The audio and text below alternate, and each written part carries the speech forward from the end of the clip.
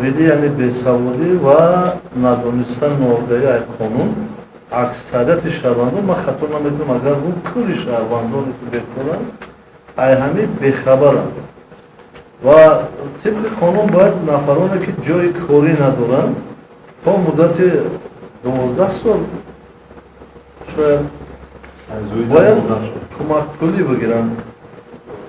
حداقل معاش. در همین مورد آیا با شهروندان منطقه کرد کمک پولی همین طفلت داده میشه یا نه؟ اگر ها چی مقدار و چقدر نفر برخوردارن و اگر نه با چی خاطر و دیگره که آیا در شما نیست نفرانی که ترغیبات بدن میان اهالی که قانون همین چیزها را دادگی و از آن استفاده باید کنید؟ این مسئله قدیم محترم دوستیو همین سر کار همین اسکندرشاه میبرن و اسکندرشاه رو چه معرفی کنند؟ رحمت اسکندرشاه معرفی سردار شورای تعریفی وجود تعلیم توقف نمی‌کرد معرفی رو در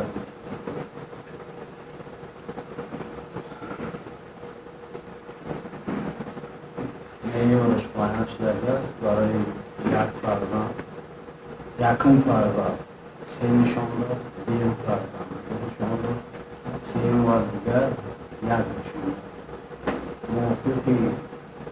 قانون ترکیم رابطه سلطه دعوت اجتماعی معین شده فقط با شخصانی سقوطه شده که اگر با سقوطه فرا گرفته شده باشد تویست یعنی چه؟ یعنی که کورماندون یعنی که باندون اجتماعی فرا گرفته شده اعضای اویش کورماندون که میتواند دور مردی و من کار میکند مرد کار میکند تویدش دست کنند کمک‌ها فقط شخصانی سقوطه شده دارد کمک پول از منبعی همین اندوز اجتماعی پرداخت کرده شود یعنی که اندوز اجتماعی 27 که جمع‌آوری کرده میشود و از همین منبع همین مبلغ پرداخت کرده شود. اما نفری که جای کاری نداره اندوز اجتماعی نمی‌سپارد با بیکارا معین کردن بیکارا حسابی بودجه حکومت شهر نوی آورد کرده فقط بیکارا را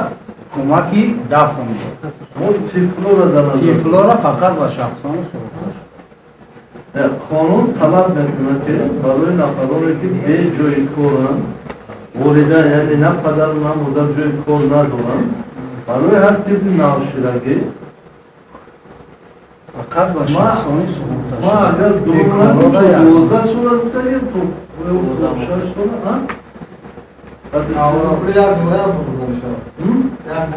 کمک نه کاملا پول ما در نظر ندارم